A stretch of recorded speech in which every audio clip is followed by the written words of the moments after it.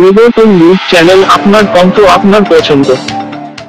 নমস্কার, পরিবর্তন news channel আপনার স্বাগত আছে। নতুন আপডেট জন্য চ্যানেলকে লাইক, সাবস্ক্রাইব, কমেন্টস করুন। আজকে আপডেট। আজ হিন্দু জাগরণের ডাক দিয়ে কি হিন্দুদের ঐক্যবদ্ধ হবেন? মুসলমানদের উদাহরণ দিয়ে হিন্দুদের ঐক্যবদ্ধ করার উদ্যোগ নিয়ে হিন্দু জনজাগৃতি মহাসভার বার্ষিক সাধারণ সম্মেলন অনুষ্ঠিত হল ইউনিভার্সিটি ইনস্টিটিউটে। আরএসএস হিন্দু সংগঠনের মতো ভারত মাতা ছবিতে পুষ্পস্তবক অর্পণ করা হয় এবং দীপ প্রজ্বলিত করে আধ্যাত্মিক গুরুর কার্যক্রম শুভ সূচনা করা হয়। বাঁশি ও সুদর্শন চক্রের মাধ্যমে হিন্দু জনজাগৃতি করা হয়। বর্তমান বাংলাদেশ পরিস্থিতি, নানান জায়গায় সরস্বতী পুজো বন্ধের পরিকল্পিত প্রচেষ্টা এবং সেকুলার শব্দের ছলনায় হিন্দুত্ব শব্দের উদ্দেশ্যপ্রণোদিত অপব্যাখ্যার মতো নানা বিষয় আলোচিত হয়। অন্য ধর্মের মানুষ নির্দ্বিধায় তাদের ধর্মের মাহাত্ম্য প্রচার করেন, কিন্তু যখন প্রাচীনতম সনাতন ধর্ম হিন্দুত্বের কথা বলা হয়, তখন কিছু মানুষ ষড়যন্ত্রের মাধ্যমে অপপ্রচার শুরু করেন। হিন্দু জনজাগৃতি মহাসভার পশ্চিমবঙ্গ রাজ্য সভাপতি ডা সুরেশ চন্দ্র সাহা, আকাশ সাধু রাষ্ট্রীয় অধ্যক্ষ সহ আধ্যাত্মিক ও সমাজসেবী সংগঠনের প্রতিনিধিরা উপস্থিত ছিলেন। বক্তারা সমাজবাদ ও আধ্যাত্মবাদ নিয়ে আলোচনা করেন। হলে হিন্দু সংখ্যা খুবই কম, বলা যায় সংখ্যালঘু। বক্তারা প্রশ্ন তুলেছেন, কেন হিন্দু সংখ্যা কম? হিন্দুদের উদাসীনতা এখানে স্বীকার হয়। কিছু রাজনীতি কথাটা ঠিক শুনতে হয়।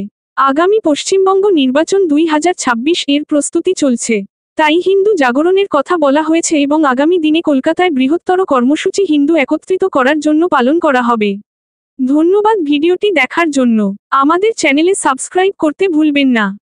আকাশ সাধু, আমি হিন্দু জনজাগৃতি মহাসভার রাষ্ট্রীয় অধ্যক্ষ। আজকে আমাদের এখানে এই যে কলকাতা ইউনিভার্সিটি ইনস্টিটিউট অডিটোরিয়ামে আজকে আমরা আমাদের সংগঠনের বার্ষিক সম্মেলন আজকে আমরা উদযাপন করলাম। এখানে আজকে মূলত যারা আমাদের সদস্যরা আছেন তারাই আজকে এসেছেন। তো আপনি তো চিনে দেখেন বিষয়টা, সব দেখলেন সম্পূর্ণ। আমরা সফল, আমরা কার্যক্রমে আমরা সফল। কম এটা কি সংখ্যা তো সবাইকে তো বলা হয়। হ্যাঁ, আমাদের যারা লিস্টেড তালিকা অনুযায়ী আমরা আজকে আমাদের যারা এখানে অতিথিদের আমরা ডেকেছি আমাদের সংগঠনের সারা কাজ। আগামী দিনে আপনার কি কর্মসূচি থাকবে? আপনার আগামী দিনে আমাদের কর্মসূচি, আমাদের রাজ্য সম্মেলন আছে, আমরা ওটা মায়াপুরে আমরা করবো আগামী দিনে। আগামী হয়তো 1 মাস পরেই আমাদের রাজ্য সম্মেলন আছে। আচ্ছা, এখানে না, রাজনীতির সঙ্গে দেখুন, রাজনীতি, নির্বাচন এর সঙ্গে হিন্দু জনজাগৃতি মহাসভার কোনো সম্পর্ক নেই। আমরা একটি সামাজিক সম্পর্ক। আচ্ছা, আমাদের নামের সঙ্গে হিন্দু কথাটা আছে, ঠিক আছে, কিন্তু রাজনীতির সঙ্গে যুক্ত করলে হবে না। হিন্দু এবং রাজনীতি দুটো কিন্তু এক নয়। ঠিক আছে, রাজনৈতিক লোক তো আপনার মঞ্চে উপস্থিত হয়েছিল, ওরা সমাজসেবী হিসেবে আমরা দেখেছি। রাজনীতির বাইরেও ওনাদের পরিচয় আছে। এবং বিমল শঙ্কর নন্দবাবু, উনি একজন অধ্যাপক, উনি প্রতিষ্ঠিত ব্যক্তি। আমাদের রুদ্রনীলবাবু এসছেন, উনি একজন প্রতিষ্ঠিত অভিনেতা। হ্যাঁ, আমরা ওনার সামাজিক পরিচিতি হিসেবে আমরা ঠিক আছে। তো কিছু করবেন কি জানবেন? আমরা সামাজিক কাজ করছি, তার সঙ্গে হিন্দু সমাজকে ঐক্যবদ্ধ করা। ঠিক আছে। না, আমরা কারোর সম্পর্কে কোনো দুর্গন্ধ ছড়াতে চাই না। আমরা কারোর বিরুদ্ধে নই। হ্যাঁ, আমাদের সংগঠন হিন্দু জনজাগৃতি মহাসভা কারোর বিরুদ্ধে নয়। আমরা কারোর সম্পর্কে বাজে মন্তব্য করি না। আমরা যেহেতু সামাজিক সংগঠন, হিন্দু সংগঠন, আমরা হিন্দু জাগৃতি হতে আমরা আমাদের কাজটাই করি। হ্যাঁ, আমরা কারোর বিরুদ্ধে আমরা কোথাও বলি। এখানে আপনার কবে আমাদের হাতে সবার হাতে সুদর্শন চক্র রয়েছে, আপনি দেখতে পাচ্ছেন, কিন্তু আমাদের হাতে আছে, আমরা সেটা নিয়ে ঘুরছি। হ্যাঁ, ঠিক আছে, সমাজ আমাদেরকে স্বীকার করছে। আজকে এই সংখ্যা দেখে আমাদের সংগঠনকে মেলাবেন না। এখানে আজকে যারা আমাদের লিস্টের তালিকাভুক্ত যারা আছে তাদেরকে আমরা ডেকেছি। একটু তো অনেক যে লোক আছে, আপনি দেখবেন এখানে অনেক হিন্দু যেটা আছে আর্থিক পিছিয়ে পড়ে আছে। দেখুন, স্বামী প্রণবানন্দ বলেছেন যে আমি হিন্দু সমাজকে, হিন্দুদেরকে আমি হিন্দু এই নামে জপ করে দিচ্ছি। আমরা সেই কাজটাই করছি।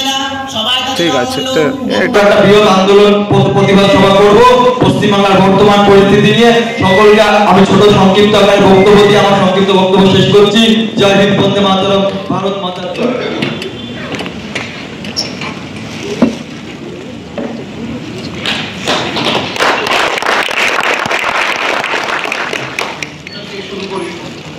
চারশো, কালকে 500 হোক, 500 থেকে 1000 হোক, এরকম ভাবে একদিন দেখবো আমি 40 কিলোমিটার দৌড়াতে পারছি। ওরকম ভাবে ধর্ম সম্বন্ধে গীতা 2টো শ্লোক দিয়ে শুরু করি। 1 ঘন্টা আমি ধ্যান না করতে পারি, 5 মিনিট, পরশু দিন ওটা 10 মিনিট হোক, ওরকম করতে করতে আধা ঘন্টা হোক। নিজের ভেতরে যখন আমার চিত্ত শান্ত হবে, সমস্ত জ্ঞান, সমস্ত শক্তি, সবকিছু আমার মধ্যেই রয়েছে, বাইরে কোনো কিছু নেই। নিজের যে ধর্ম,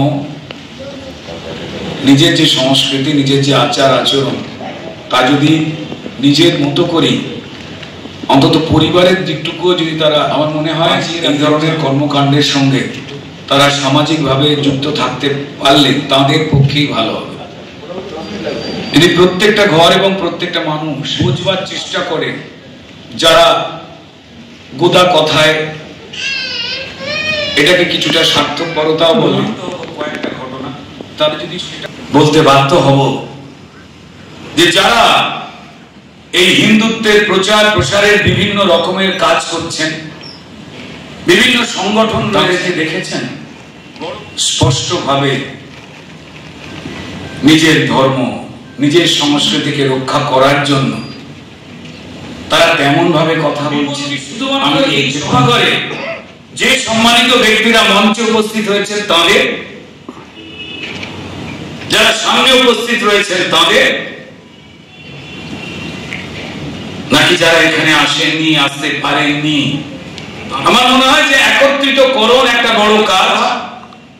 নিশ্চয়ই তারা যারা আসেননি, তারা কেন আসেননি, তাদের কোথায় অনিয়া, সেটাকে উদাসীনতার রামতায় মুড়ে আমরা নিজেরাই বহন করতে, সঙ্গে আমাদের গুরুকুল শিক্ষা পদ্ধতিকে বন্ধ করে দেওয়া হলো। তা লালন করার দরকার রাজনৈতিক, অরাজনৈতিক, সামাজিক, আমরা কতগুলো জায়গাতে সেটা স্থাপন করবার ক্ষেত্রে ভূমিকা পালন করে প্রচারে এই বাংলার মাটিতে একের পর এক মনীষী এসেছেন, একের পর এক কথা বলেছেন। আমরা যে অঞ্চলে হিন্দুত্বের পক্ষে কথা বলা বহু মানুষ ছিলেন, আমরা দিনের পর দিন তাদের কথাগুলোকে যারা সেকুলার হওয়ার চাদরে মুড়ে প্যাক করে মাটির ভেতরে কবর দিয়ে দিয়েছে, আমরা চুপ করে দেখেছি অনেকে। ভাগ্যিস বাংলাদেশ ঘটল। আমাদের যে দুর্বলতা ছিল,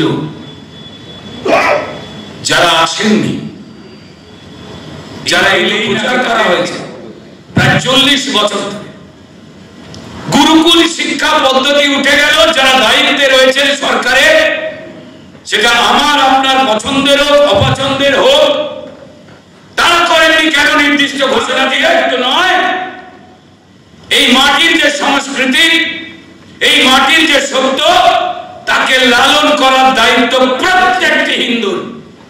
এমস তৈরি হচ্ছে, অসাধারণ কাজ, যা পশ্চিমবঙ্গের মাটিতে কিভাবে করা যাবে সেই নিয়ে জমি দেওয়া হচ্ছিল না। দরিদ্র মানুষ কি করে বাঁচবেন, সেই উপায় থেকে হিন্দু মুনি ঋষিরা রচনা করে গেছেন, জানিয়ে গেছেন, বেদেতে, উপনিষদে, পুরাণে তারা ব্যাখ্যা দিয়ে গেছেন। এবং এই হিন্দু বা সনাতনী পথের মধ্যে ধর্ম চর্চার সঙ্গে যে বিজ্ঞান চর্চার কোনো প্রভেদ ছিল না, সবকটাই যে একসাথে হতো এবং সমাজ গড়ার মতো করে একটা জীবন যাপন চর্চা তৈরি করা হতো এই গুরুকুলের মধ্যে দিয়ে, তা আমরা প্রমাণিত হতে দিইনি। এটা আমাদের দুর্বলতা।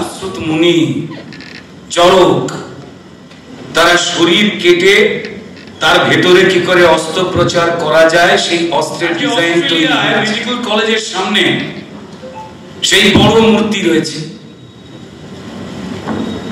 আমরা দাবি তুলব না, দল মত পথ কে কোথায় দাঁড়িয়েছে ভুলে যান। কেন আমরা তুলব? সেকুলারিজম বিক্রি করছে, তাদের সুবিধা করে দিচ্ছি, যে কারণে এই চেয়ারগুলো ভর্তি হয়নি। দায় আমাদের, দায়িত্ব আমাদের। অবশ্যই বিনম্রতা থাকবে, অবশ্যই আমার কাছে বাঁশুরি থাকবে, কিন্তু তার সঙ্গে সঙ্গে ধর্ম রক্ষতি রক্ষিত, সেই কথাটা বারবার বলছি, সেই ভাবটাকে অবিলম্বে জুড়তে হবে। আমরা যারাই বলছি নিজেরাও দূরত্ব রেখে দিচ্ছি যে আমার কাছে আসছে না। এই অপরাধ আমাদের ভদ্রতা মানে অন্যায় দেখে চুপ করে ঘরে ঢুকে যাওয়া নয়, ওটা কাপুরুষতা, সুদর্শন চক্র আমার কাছে রয়েছে।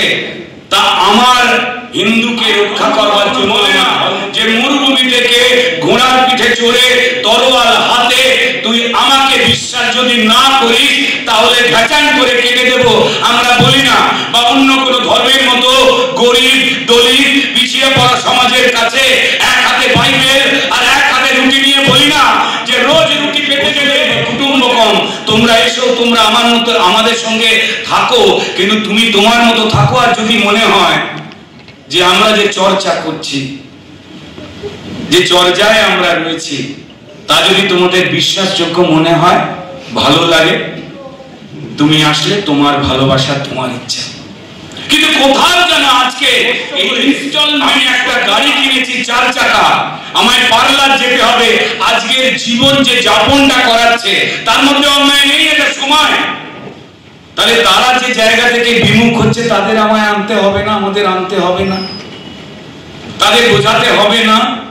আর সেই বোঝাবার জন্য যারা আসছে না তাদের মধ্যে কোন কোন রুচি বা কোন কোন দ্বিধা বা কোন কোন সংশয় কাজ করছে সেটাকে জেনে আমার দায়, আমি হিন্দু, আমার ওই হিন্দু যে সরে রয়েছে আমার দায় তার সঙ্গে বন্ধুত্ব করে সত্যিগুলোকে জানান দেওয়া। শ্রেষ্ঠ ধর্মে রূপান্তরিত হবে